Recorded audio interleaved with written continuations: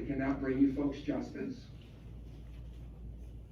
Justice would mean that your daughter was with you, that your children weren't traumatized, that the community didn't suffer the murder of a 12-year-old girl.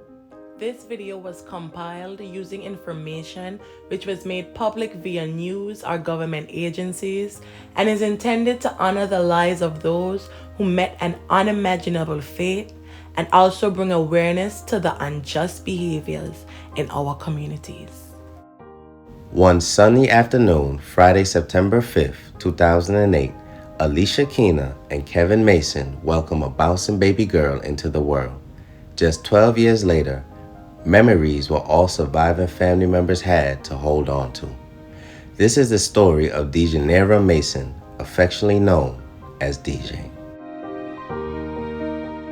Around 8 p.m., just 8 days before Christmas in 2020, police in Kingston, New York responded to a report of a shooting in the rear apartment of the multi-family house at 60 Van Buren Street and found 2 children wounded inside. An investigation would later reveal that 9 shots were fired into the home. At the time, Aleshia Keena was standing in the checkout line at Hannaford with the ingredients for chicken Alfredo, which she intended to cook for dinner. Anticipating a quick trip, Aleshia had forgotten her phone in the car. A friend who was with her at the time rushed inside to tell Keena something had happened. Keena rushed home and ran up to the front of the house and looked through the window. An officer stopped her from entering the residence. According to the mother, she had seen that there was blood all over the house and kept repeatedly asking the officer to tell her if her daughter was okay, if she was alive. He finally responded and told her no and that she had to get out so that they could do what they had to do, Aleshia told media sources. The injured children were identified as 12-year-old DJ Mason and her 9-year-old brother, Dasani Mason, 2 of 7 children. The boy was transported to Mid-Hudson Regional Hospital in Poughkeepsie and was listed in stable condition. Unfortunately, DJ Mason was pronounced dead at the scene. A 7th grade student at J. Watson Bailey Middle School, the 12-year-old was described as a loving and bubbly girl. At the time, Dasani was a 4th grader at George Washington Elementary School. The children had been standing in the bedroom creating TikTok videos when gunfire erupted and Dasani was struck in his arm. 4 of Keena's children were in the bedroom at the time, and the other 3, teenagers Delani and Danella, as well as Danella's boyfriend, had witnessed the shooting. Keena remarked that the surviving 4 had to live with what happened for the rest of their lives and that they were traumatized. A GoFundMe page set up by Sade Mason, an older sister of DJ Mason, in December 20 raised more than $28,000 for the heartbroken family.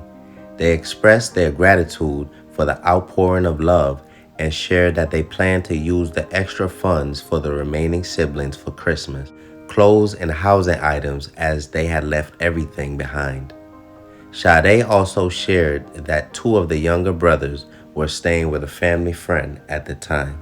Just 2 days before Christmas, 2 Kingston men, Robert James, age 46, and his 24-year-old stepson, Gilbert Thomas, were arrested and indicted by a grand jury on charges of second-degree murder in the fatal shooting of DJ Mason. Both men also face felony charges of first-degree assault and first-degree criminal use of a firearm. They were scheduled to be arraigned in Hurleytown Court and were held in custody without bail. The children's mother said she knew of the men but didn't have a personal connection to them. Brad White of the Dutchess County Public Defender's Office represented Thomas, and Marianne Connolly represented James. In June 2021, during an online proceeding, pretrial hearings in the case against Robert James and Gilbert Thomas were scheduled for September 1st and 2nd, and the jury selection was scheduled for November 8th. Both men pleaded not guilty and were held in Ulster County Jail. If convicted of second-degree murder, They each faced a maximum of 25 years to life in state prison. According to an investigation, early on that night of the shooting, Thomas's brother, Lamar, was stabbed, and the 24-year-old, self-proclaimed Blood Gang's member, believed a member of a rival gang was responsible. Thomas then went to DJ's home and asked the children if the person he believed had stabbed his brother was there. When the children told him no adults were present, he told them he was there to boom the place, then went across the street and pulled out the AK-47, which was referred to as a community gun. James stated that he told Thomas not to shoot because there were kids inside the house, but Thomas then fired 9 shots into the home. James then carried a bag containing the murder weapon away from the scene. Officials later said there were no gang connections to the Van Buren Street house, and the children were the victims of a mistake. James also had a loaded weapon at the time of the shooting, but evidence showed that he did not fire. Thomas had admitted to being a member of the Blood Street Gang, and he told authorities he was seeking revenge for Lamar Thomas, who was stabbed because he refused to sell drugs for that rival gang.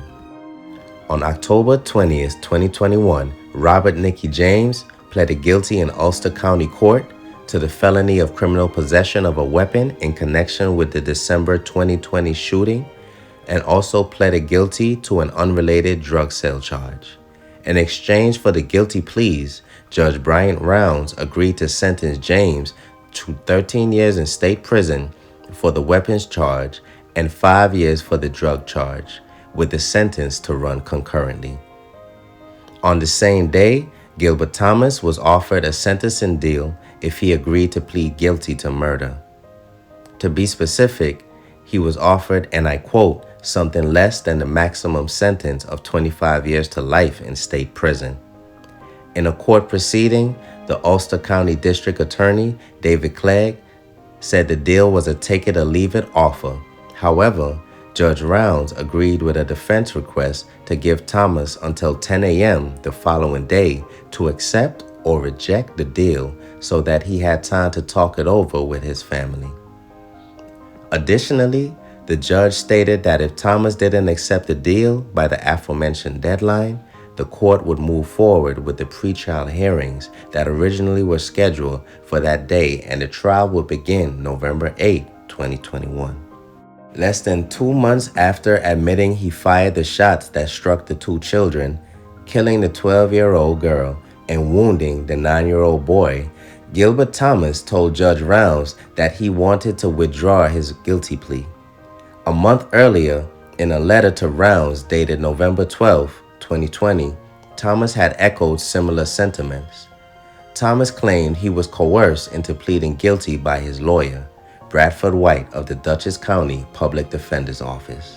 Thomas also said White coached family and friends to convince Thomas to take the plea deal.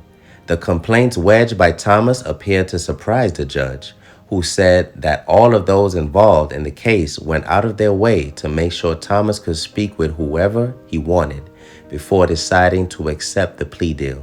Rounds also said when the plea deal first was offered, the court granted Thomas time to discuss it with his family and friends. White said he spent an entire day reaching out to Thomas's family and friends to make arrangements for them to meet with Thomas and Rounds.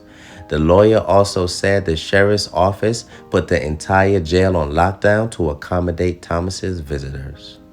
Rounds said that as a result of the allegations lodged by Thomas, he was required to assign Thomas a new attorney, thus delaying the proceedings.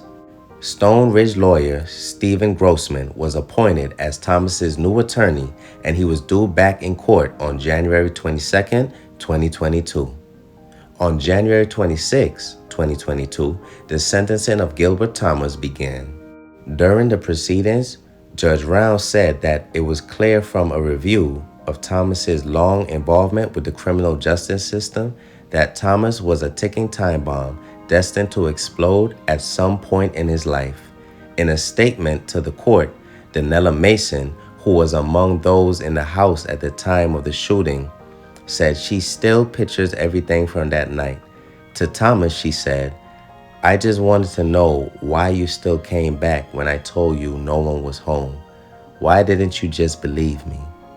Judge Brian Rounds sentenced the now 25-year-old to 20 years to life in prison and said DJ deserved more, and called on state legislature to revisit the laws surrounding the murder of children, suggesting that such crimes be elevated to first-degree murder, which would then carry a sentence of life in prison without parole. The maximum sentence for second-degree murder is 25 years to life. The defendant was a child.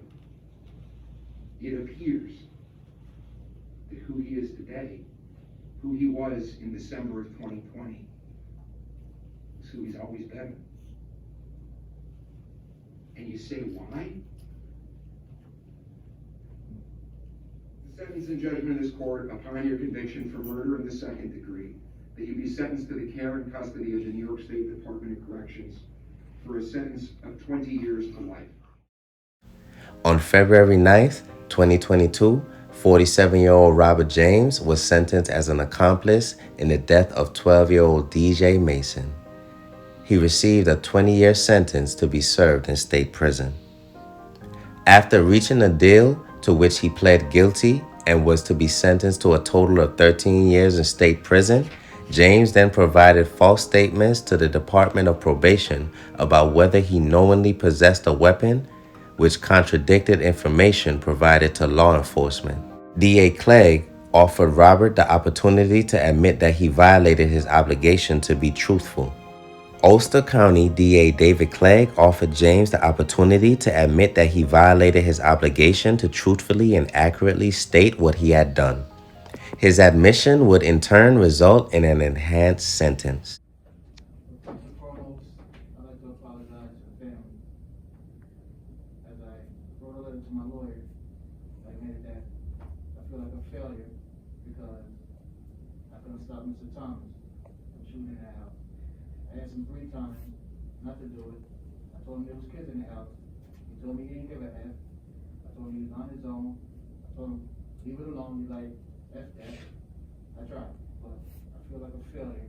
Like I said, I want to apologize to the family again and let them know that I feel like a failure and I failed them because I couldn't stop from what happened. So I feel like a failure. I take full responsibility for taking that bag with a shotgun in it, knowing there was a gun in it. I take full responsibility, and I just want to say, I'm sorry. Okay, Mr. James, the court will consider. James, after due consideration, then admitted to the violation and was sentenced to a definite term of 15 years, the maximum, on the criminal possession of a weapon, and 5 years on the criminal sale of a controlled substance, to run consecutively for a total of 20 years in state prison, plus 8 years of post-release supervision. In his press release, DA David Clegg praised the victim's family for their strength and courage while standing up to the perpetrators and showed his appreciation for the effort of the police agencies involved with the case. In conducting research for the story, I came across social media pages of DJ, and I commend her family for keeping her name alive. May the family and friends of 12-year-old DJ Mason find solace in the happy memories, and may her soul rest in perpetual peace. My thoughts and prayers are also with her brother, Dasani, others present and affected, and I hope that you are able to get the help that you need.